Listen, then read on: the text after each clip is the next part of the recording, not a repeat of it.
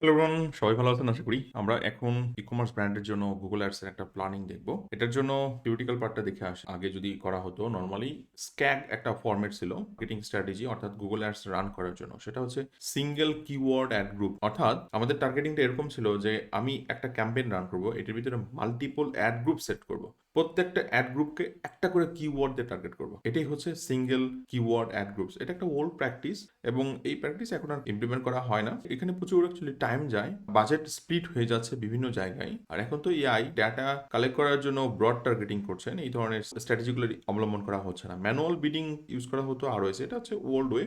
বর্তমান ওয়েটা কি কনসলিডেশনের কনসেপ্টটা কি? পারফরমেন্স ম্যাক্স হচ্ছে পারফেক্ট একটা এক্সাম্পল। আমরা যখন ই কমার্স ক্যাম্পেইনের কথা বলি তখন অ্যাকচুয়ালি শপিং ক্যাম্পেইন আমাদের টপ অফ মাইন্ডে চলে আসে। এই ক্ষেত্রে আপনাদের মার্চেন্ট সেন্টার সেট আপ থাকতে হবে। মার্চেন্ট সেন্টার সেট আপ থাকলে তখন আপনি এই জিনিসগুলো ইজিলি করে ফেলতে পারবেন যে কিভাবে আমরা প্রোডাক্টগুলোকে গুগল ফিডের মাধ্যমে অডিয়েন্সকে দেখাবো এবং কি ধরনের প্রোডাক্ট দেখাবো সেই জিনিসগুলোই বেসিক্যালি আমরা কথা বলবো। কারণ ই কমার্স বলতে আমরা শপিং ক্যাম্পেইনকে বুঝে থাকি। এছাড়া আপনারা পারফরমেন্স ম্যাক্স ক্যাম্পেইনের উপরে ফোকাস করতে পারেন।